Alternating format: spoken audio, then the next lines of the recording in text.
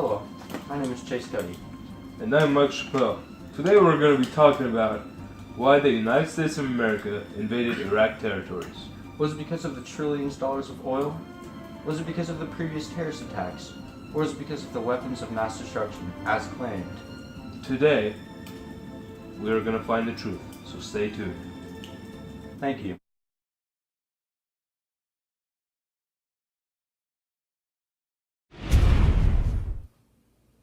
So, President Bush, there were reports that there was no weapons of mass destruction found during the invasion of Iraq.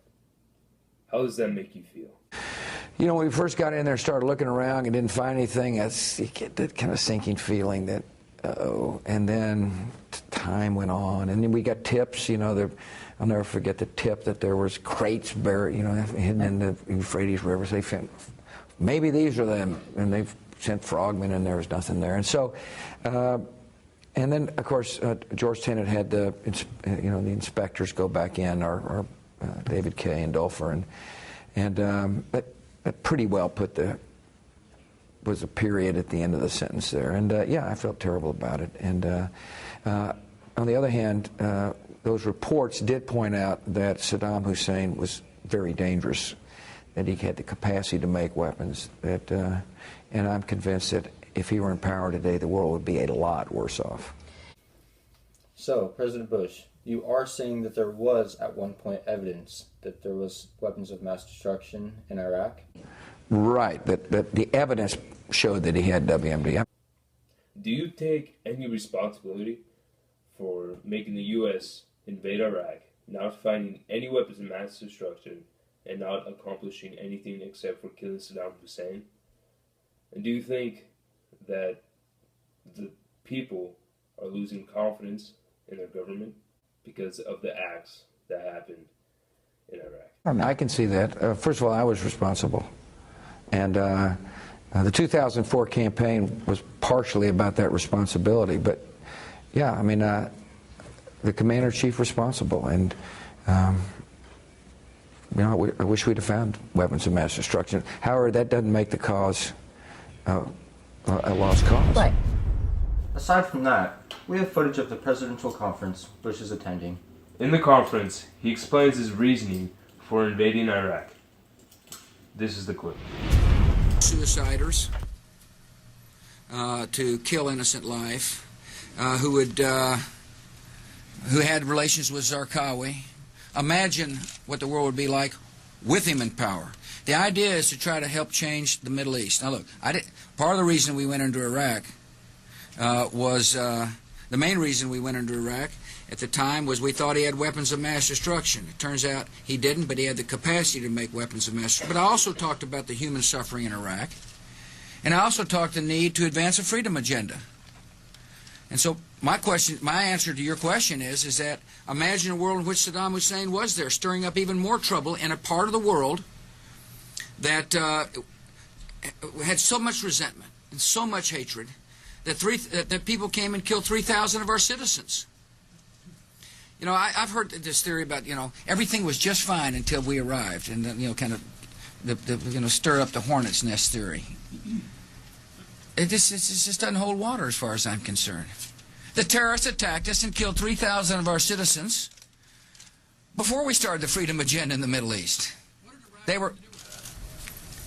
What did Iraq have to do with what? The attack on the World Trade Center. Nothing, except for it's part of, and nobody's ever suggested in this administration that Saddam Hussein ordered the attack.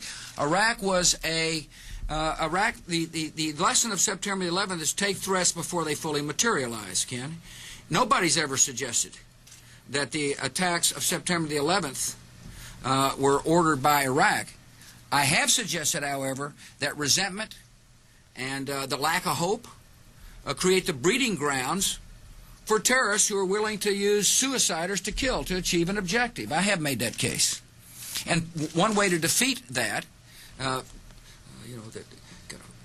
defeat resentment, is with hope.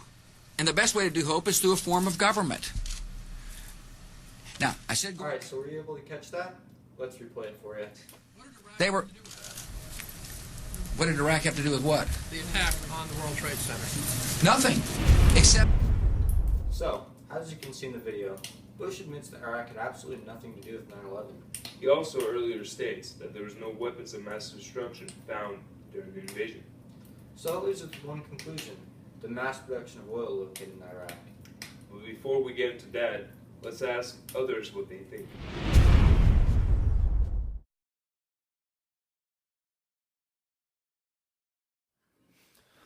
Okay, so Ethan Bradbury, why do you think that the U.S. invaded Iraq? First answer, terrorists.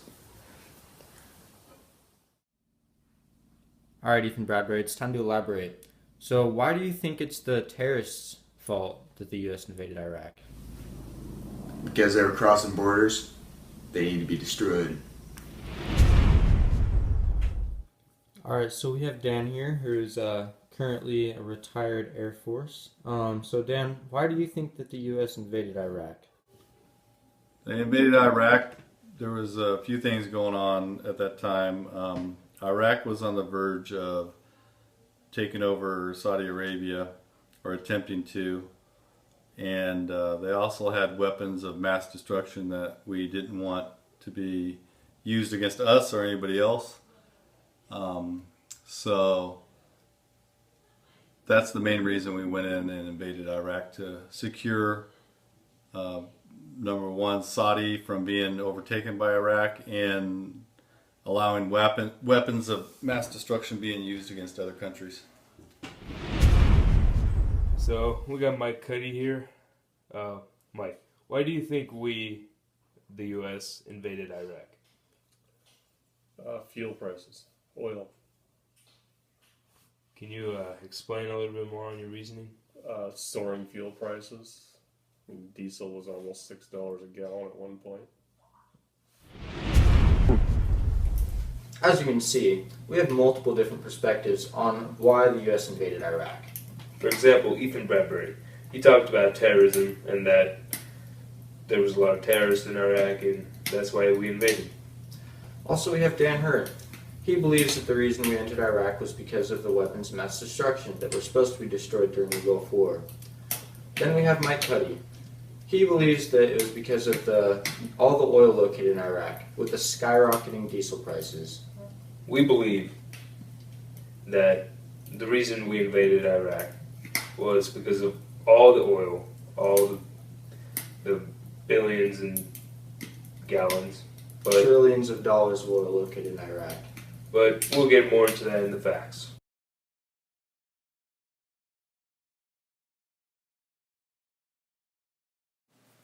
The Marxist theory seems to come into play quite a bit when it comes to the Iraq War with the United States. With this being said, there is known to be an extremely large amount of oil located in Iraq, which, as we know, oil is worth a lot of money. There is thought to be as much as 143 billion barrels of oil located in Iraq. One of the biggest oil fields in the world, named Rumaila, is located in Basra, Iraq. It is estimated this oil field contains up to 17 billion barrels, which is only about 12% of Iraq's oil. Rumaila is the third biggest oil field in the world. As of May 2016, 1 barrel of crude oil goes for about $49.